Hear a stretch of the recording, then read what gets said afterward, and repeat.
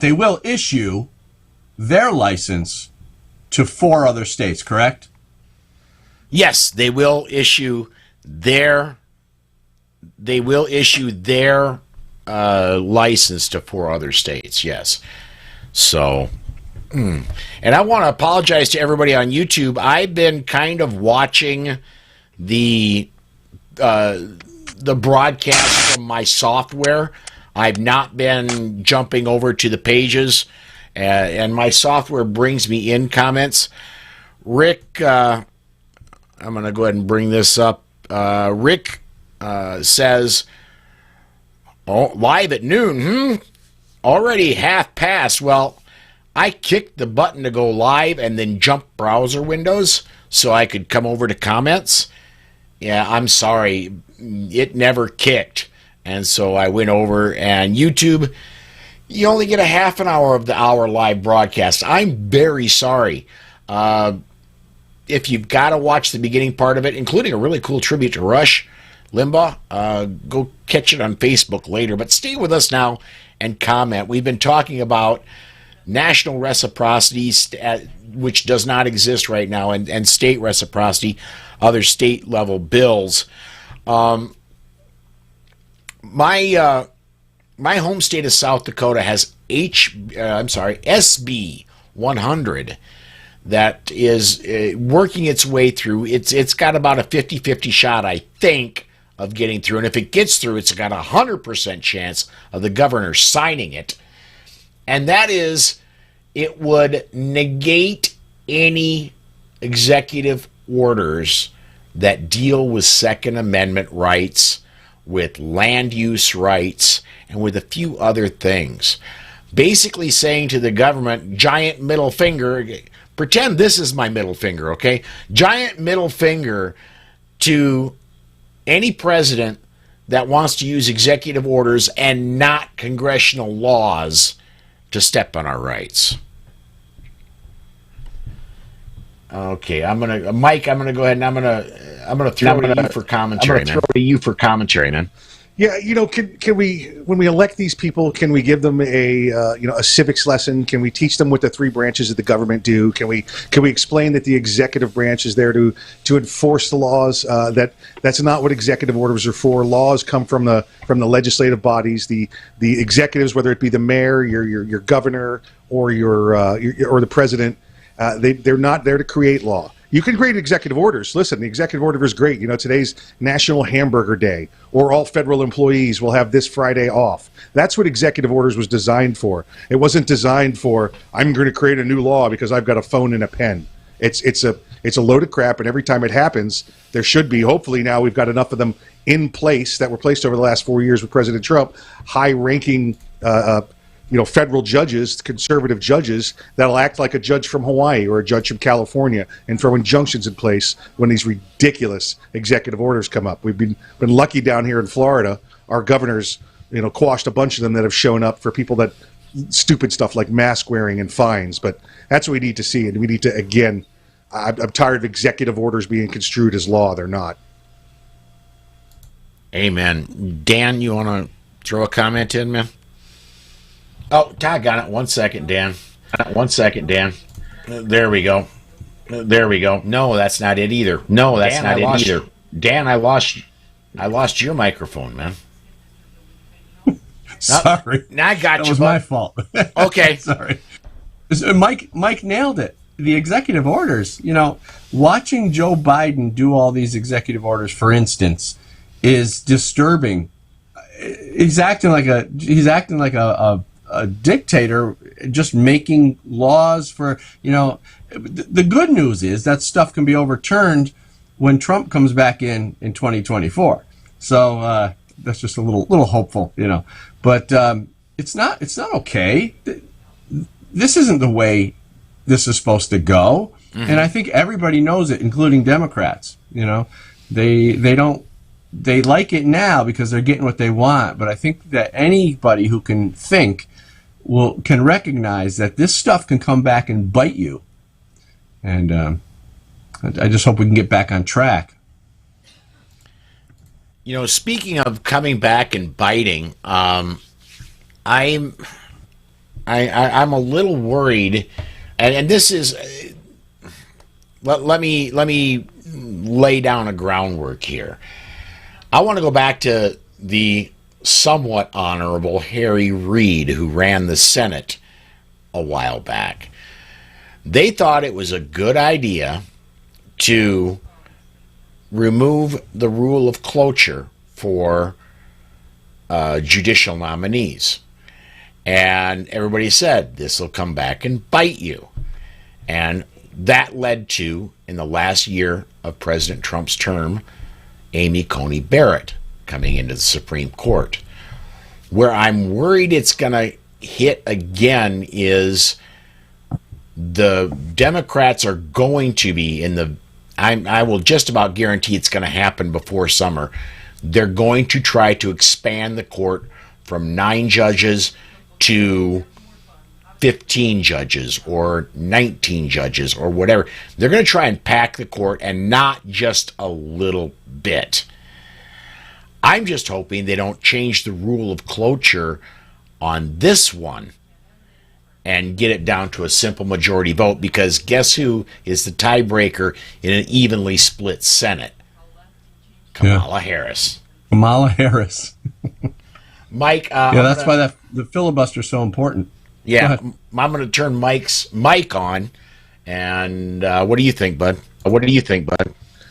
Yeah, Paul, I'm not sure they're going to try and pack the court. I mean, there's a lot of things that they can do that they're tipping their hands one way or the other and using non-standard methods to get their way. But packing that court that opens it up. That invites the next time a Republican's elected to put 50 people on the bench. I think that's one that you'll see.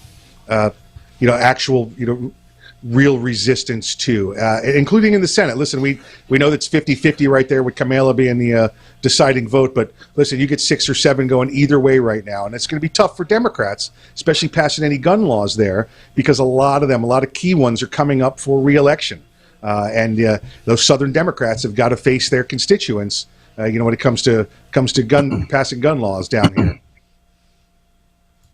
Yeah, absolutely. And let's face it, Georgia, although not this particular election, but Georgia and Mississippi and Alabama, they send Democrats up every once in a while, but they are very strongly middle of the road, and especially they're very strong gun rights states. Yeah, everything down south. Georgia, the Louisiana, Alabama, Mississippi, all of them down there, and it's a tough one. You see it happening in West Virginia all the time as well. But that's a tough one to try and take those gun rights away. And there's, but now we got 5-6 sway votes either way depending on the topic. So I think that's one that will probably be resisted. I'm hoping, Paul. I'm hoping you're wrong that we don't see that there on the Supreme Court. What do you think, Dan? No, I think you guys covered it. I agree with everything you said. I mean, it's good that there are some of those Democrats are from down south, because they know that their constituents will not have it, and so they will have to vote, maybe not to support the Second Amendment, but they'll vote maybe not to kill it. So Joe Manchin, I think, yeah, and so he's been pretty reliable, but then on the Republican side you got Mitt Romney, so it kind of you do, so it balances out. But you're right about this, the 6 or 7 that will sway back and forth. It really is right down the line now. It's almost a 50-50 chance on just about everything. Luckily, we do have that filibuster, though, and that requires a 60% majority. But that's why they want to get rid of that so bad, because if they can get rid of that, then they can do anything they want. They can pack the court. They can push through all sorts of gun legislation, and so that filibuster is probably one of the most important things we need to be protecting. And Manchin is one of those people who is critical in protecting that filibuster. I'm going to go ahead and bring up a couple social media comments. Frank Smith says, which state is the most pro-gun? And, well, if you believe the Giffords Law Center, their bottom state, and I want to check back to last year, yep, at least 2 years running, is Mississippi. So the people who hate your rights say that Mississippi is the worst, so that means Mississippi's got it going on. And you know what's interesting? If I can jump in on that one real quick. Vermont is the original constitutional carry state. Now, it's a very liberal state, but it's the original. And as far as I know, the gun restrictions there are not that bad.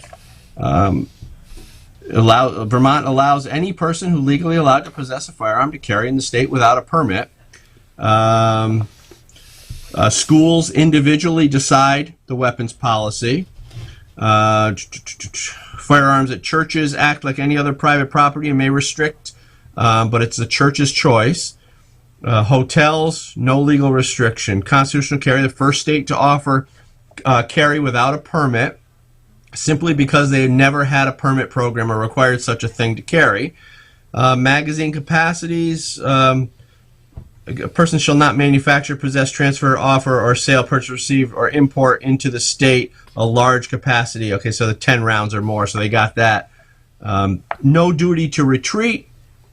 Loaded handguns allowed in vehicles. You know, okay. Although Bernie Sanders comes from Vermont, Vermont is, I would say, pretty gun friendly. I don't know. What do you guys think? I'm going to go ahead and I'm going to throw to you first, Mike. Mike. Yeah, Vermont is kind of gun friendly, and that's something you won't see Bernie talk about a lot as he represents Vermont. Remember, Bernie's not from Vermont.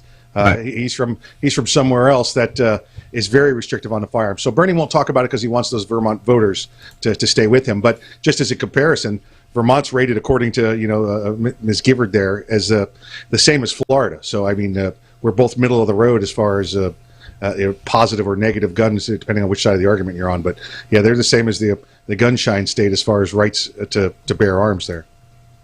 Yeah.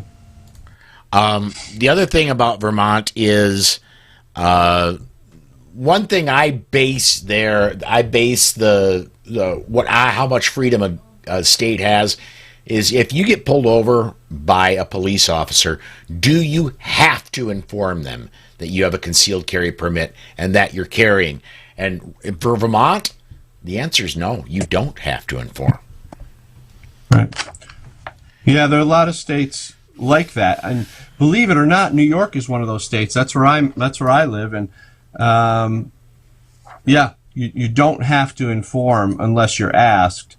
And I have a lot of police officer friends, and they would prefer that you did, but you don't have to. And why bring something up that doesn't need to be brought up? That's the way I look at it. I'm going to throw this to you in just a second, Mike, because this just opened a can of worms. But as a former truck driver, and I've driven in all 48 lower states, a lot, whenever it doesn't matter what state I was in, with the exception of California, New York, and New Jersey. I made exceptions in those 3 states. Every other state, so that I did not have to remember where I had to inform and where I didn't. I informed anyway. I said, if it was on my body, I would say, officer, I have a concealed carry permit. It's on my right hip. How would you like to proceed? And more often than not, the response, and it was uncanny how much this came up, with almost verbatim, you don't touch yours, I won't touch mine. And that's... Now, Mike, you were former law enforcement. When somebody informed you, what was that something similar that you did? That you did? Yeah, and let me tell you this, because like you said, it kind of does open up a can of worms, but I don't want to take the rest of the hour with it either. With cops dealing with people that have firearms, especially on traffic stops, one, you got to worry about the state. those 5 states that don't have open carry, the cops have been taught to deal with firearms differently than those with open carry, because in those states where we can't open carry, it's been 100% across the board. If you see a gun, it's a bad gun, because there were no legally exposed carrying of firearms. Having said that, you get officers that, listen, you're only taught 80 hours of law out of your 1,000 hours in the academy, and maybe 2 or 3 hours of that is firearms. You get most of how to deal with firearms a lot of time in your defensive tactics class. So that's where they get their firearms knowledge. Oh, there's a gun, I must secure it, it's bad. As you become a cop longer, you learn more about firearms and Second Amendment and the rights of people, just like you do all the rights of people. It doesn't matter which right we're talking about. So I like to say that there's not a lot of gun haters that are cops, but you have a lot of unknown gun knowledge cops that you see in the young officers. The easiest way to deal with all of them, because you have to deal with the unknown knowledge officers, is, listen, you stop me in my car, you're going to know I got a gun before you even say anything to me, because I'm going to be stopped with all of my windows down, all the lights on inside, my hands on the dash with my fingers pointing up, internal lights on, and the first thing you're going to do when you walk up is ask probably where I work, because this is how I make the cop at ease the most, that I'm concerned for his security and his safety. And he's going to immediately know. So he doesn't even have to ask me if I got a firearm. And one of the reasons I'll recommend that, listen, you don't have to. Every cop's different. Every cop now is taught to deal with you differently. From, sir, could you lean over and get me your registration? Well, and then you happen to expose that you're carrying on your waist. Or the cop may ask you, please step out of the vehicle. Well, you were carrying and your shirt's kind of short, then he's going to see the firearm. I always say to people, would you rather the cop react to you that you have a gun not knowing you had it, or knowing that you had it? It's their reaction is going to be much more surprised if they didn't know. Absolutely nothing wrong if you choose not to. That's your right in those states where you choose not to. Just saying, there's a lot of factors out there. You might as well be the one to come out and tell them first. And I'll tell you, Paul, to answer your question that you started probably 20 minutes ago before I went on a rant, was that when you let the officer know that you have a firearm, you're letting them know you're concerned for their safety. Unless you've created an egregious act, or you got pulled over by a trooper or anybody on a motorcycle, because that's their job to write tickets. But if you got pulled over by a regular officer and you let them know you had a firearm, they know that you're concerned for their safety, and they're probably going to give you one of those, hey, let me make sure your license isn't suspended and you're going to be on your way. Because I promise you don't touch your gun, I won't touch mine. That's good to know. So you would say then, Mike, the majority of times, I would assume you would appreciate the person telling you, but the majority of times it's a non-issue. Yeah, and once you tell me, then I'm going to be aware of where it is. But I got to tell you, Dan, the number of times you're standing there with somebody and you ask to see their driver's license and their registration, and they open the registration and the Glock falls out. It never came up before that. Well, I don't have a duty to tell you. Right. Well, now a Glock just fell out. Yeah. Guess what? Your gun's now out. We got a problem. I get it. And now we got a problem. I get it. Yeah. It's. But then you have a lot of cops. You're going to have some cops, like I said, that are junior and don't know how to react. They're going to remember all guns are bad. And if you tell them they have a gun, they're going to do well, I'm going to take your gun while we're doing this traffic stop. You don't want to fight with a cop on the side of the road, but maybe ask to see their sergeant and just comply. I don't want to be the guy with my face in the pavement, but I don't want to be the guy with a bullet in the ear either. Yeah. So it sounds to me like it's pretty much the person's choice. Feel out the situation and make the decision if you want to tell or not. Understanding the two different possible scenarios that could play out. One being the cop could say, "Okay, fine, you don't touch yours, I don't touch mine." The other scenario, possibly a young officer, maybe wanting to secure the gun, get you out of the car, create more of an issue that might not even be necessary. People have to make that decision, I guess, right? Right. But imagine how that young officer reacts if you didn't tell him and he discovers the fire. Yeah. Right. Right. So that's why I think it's the lesser of two evils to always tell, even if they react wrongly. It wasn't a surprise to them to find it. I told him I had it. Yep.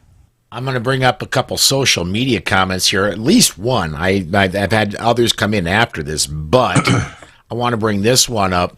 Michael says, do you think that a law enforcement officer doesn't know you are a CCW before he or she pulls you over?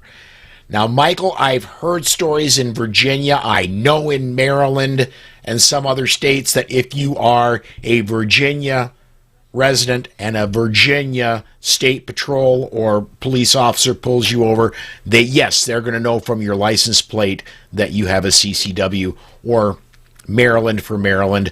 However, South Dakota doesn't publish CCW with license plates or with driver's licenses or with anything else. So if they run my plates on my car or the truck and trailer I used to drive, it's not going to come back as I'm a CCW holder. So when I speak from my experience, I'm speaking as a guy from South Dakota who's been everywhere, but I'm from a free state, not a restrictive one.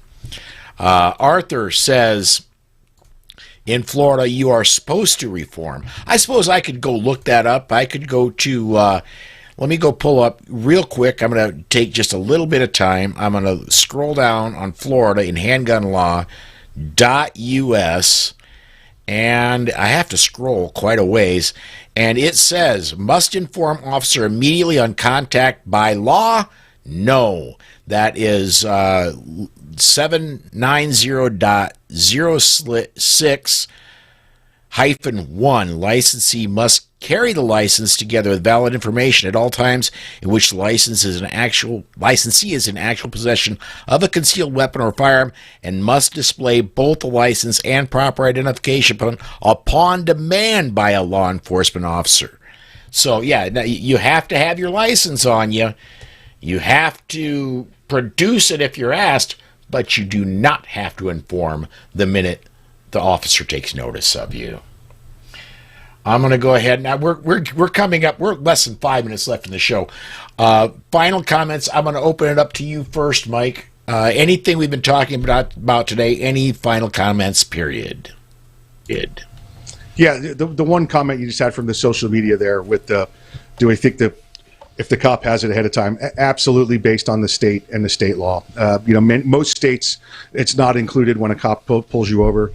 By the way, that stuff's not instantaneous. From the time a cop pulls you over, when they say, I got to go back and check your license, they're really going back to check your license. It's not the instantaneous check that it is. It's